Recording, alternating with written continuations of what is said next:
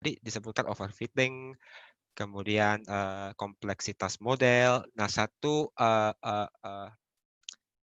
grafik yang bisa Bapak Ibu sekalian nanti gunakan untuk memandu pada saat proses training supaya tidak overfitting itu seperti ini.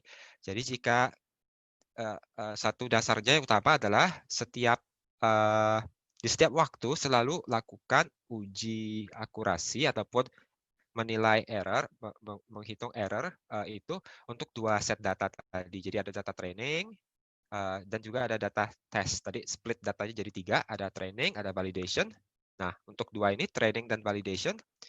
Jadi untuk training, training dilakukan di training sample, training set saja, dilihat error-nya berapa, dan pada saat sama dilihat error di data test set ataupun validation set. Ini terminologinya bisa beda-beda, tapi di sini yang penting adalah ada 2 data subset data yang berbeda. Jadi training yang dipakai untuk training, yang satu lagi untuk independent assessment. Nah, jadi di sini kita bisa lihat kalau misalkan kita lihat kalau model yang simple, yang kompleksitasnya rendah, tentu di training error saja itu sudah tinggi. Jadi performance dari model itu di training data itu juga masih tinggi. Artinya model ini punya yang kita sebut bias yang tinggi. Bias itu adalah error antara model yang coba di fit oleh training tersebut ke fungsi sebenarnya. Jadi kita ingin mencoba memodel fungsi hubungan antara X dan Y, memetakan X ke Y tadi dijelaskan di awal. Jadi kalau pada saat training saja fungsi tersebut terlalu simple sehingga tidak bisa mengaproksimasi fungsi sebenarnya, tentu dia punya high bias. Nah, tentu kita akan meningkatkan kompleksitas model kita. Artinya kita mungkin dari yang linear, kita mau yang non-linear classifiers, sampai ke yang paling kompleks, yang neural network.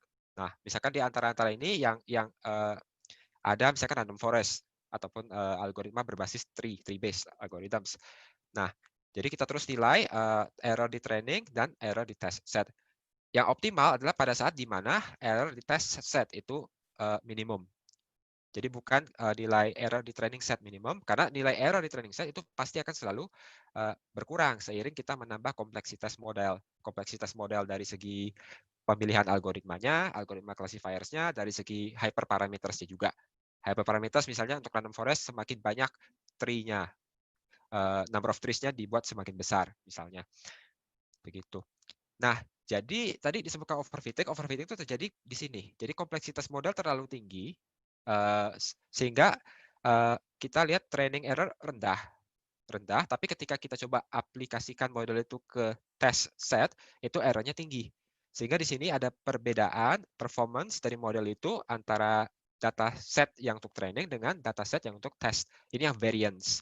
Jadi di sini bias-nya rendah, tapi variance-nya tinggi. Di sini bias-nya sudah tinggi, walaupun berarti variance-nya rendah, perbedaan performance-nya rendah, tapi di sini bias-nya rendah, untuk trainingnya udah rendah error-nya, tapi bisa dilihat dia tidak bisa digeneralisasi. Jadi kuncinya adalah kita ingin mendapatkan model yang bisa digeneralisasi dengan menilai error di test set. Gitu. Mungkin sedikit panduan nanti bagaimana Bapak Ibu bisa